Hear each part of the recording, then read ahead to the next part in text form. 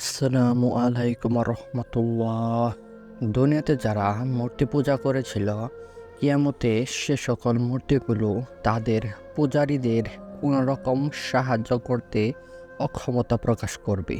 এ প্রসঙ্গে মহান আল্লাহ তাআলা বলেন, আর যেদিন তিনি বলবেন, তোমরা ডাকো আমার শরীকদের, যাদেরকে তোমরা শরীক মনে করতে, অতঃপর তারা তাদেরকে ডাকবে, কিন্তু তারা তাদের ডাকে সাড়া দেবে না, আর আমি তাদের মধ্যে রেখে দেব ধ্বংসস্থল।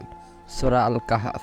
মহান আল্লাহ তাআলা আরও বলেন, আর বলা হবে, তোমাদের দেবতাগুলোকে ডাকো, অতঃপর তারা তাদেরকে ডাকবে, কিন্তু তারা তাদের ডাকে সাড়া দেবে না, আর তারা আযাব দেখতে পাবে।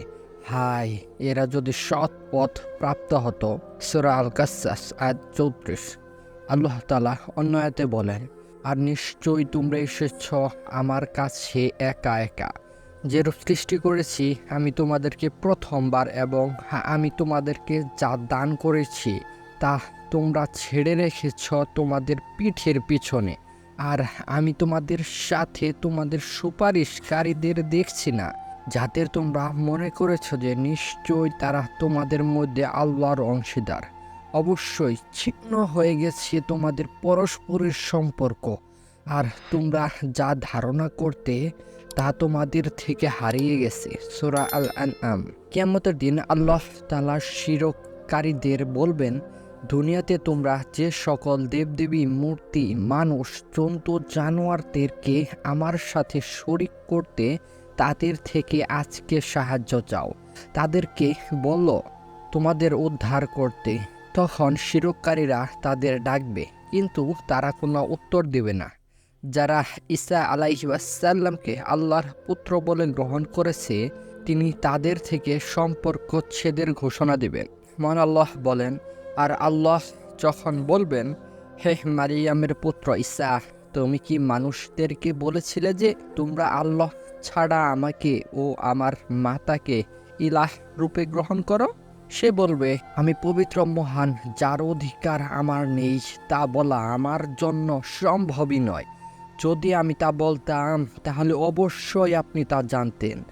আমার অন্তরে যা আছে তা আপনি জানেন, আর আপনার অন্তরে যা আছে তা আমি জানি না। নিশ্চয়ই আপনি গায়েবী বিষয়সমূহের সর্বজ্ঞাত। আমি তাদেরকে কেবল তাই বলেছি যা আপনি আমাকে আদেশ করেছেন, যে তোমরা আমার রব ও তোমার রবের আল্লাহর ইবাদত করো। আর যতদিন আমি তাদের মধ্যে ছিলাম ততদিন আমি তাদের উপর সাক্ষী ছিলাম। অতঃপর তখন আপনি আমাকে উঠিয়ে নিলেন, তখন আপনি ছিলেন তাদের পর্যবেক্ষণকারী, আর আপনি সব কিছুর উপর সাক্ষী। সূরা আল মায়েদা। মহান আল্লাহ তাআলা বলবেন, এটা হলো সেই দিন যেদিন সত্যবাদীগণকে তাদের সতত উপকার করবে। তাদের জন্য আছে জান্নাত সমূহ, আর নিচে প্রবাহিত হবে নদী সমূহ, সেখানে তারা হবে স্থায়ী। আল্লাহ তাদের প্রতি সন্তুষ্ট হয়েছেন, তারাও তার প্রতি সন্তুষ্ট হয়েছে। এটাই মহাসাফল্য। আল্লাহু আকবার।